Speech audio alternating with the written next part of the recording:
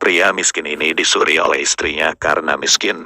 Namun sebelum menyimak, bila Anda belum subscribe silahkan klik tombol subscribe dan nyalakan loncengnya, supaya tidak ketinggalan dengan video terbaru dari saluran paranormal Nusantara. Pria miskin ini diusir oleh istrinya karena tidak bekerja dan pengangguran dan dia pergi lalu berjalan dan entah kemana tujuannya. Yang penting pergi dari rumah.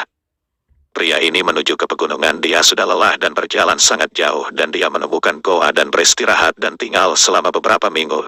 Namun pria tersebut didatangi sosok makhluk goib yang terlihat kepalanya saja, hanya terlihat seperti kumpalan asap hitam dengan mata yang menyala merah dan bergigi hitam, hanya tangan dan kepalanya saja yang nampak seperti tidak memiliki anggota tubuh. Pria ini mengira bahwa saya telah mengusik dan mengagur rumah mereka.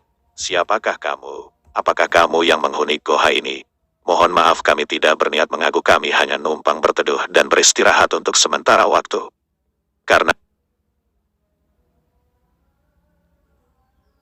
Karena kami tidak memiliki rumah, kami sudah diusir oleh istri, dan kami tidak tahu harus kemana.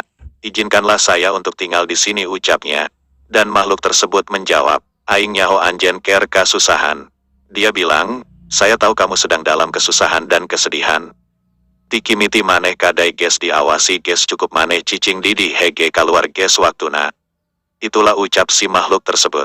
Dia bilang, kamu sudah cukup lama bertapa di sini, sudah saatnya kamu keluar dan itu cukup. Bawa karung iya init maneh ke jalan beliken saukurku maneh nu di pikahayang. Dia bilang, bawalah karung yang berisi daun ini ke jalan dan belikan sama barang apapun yang Anda mau. Tapi maneh inget mun maneh ges nepi ka ajalna, maneh kuda balik ke goa ini, makhluk itu bilang. Namun ketika waktu ajalmu sudah tiba kamu harus kembali ke goa ini. Mun maneh sanggup bawa karung iya. Jadi mungkin yang dimaksud makhluk tersebut. Karung tersebut adalah berisi uang, namun pria tersebut melihat karung itu dedaunan kering. Dan pria tersebut menyanggupi untuk kembali ke goa tersebut. Pria itu keluar dengan badan yang pucat dan lemas, karena hanya rerumputan yang ia makan selama di dalam goa.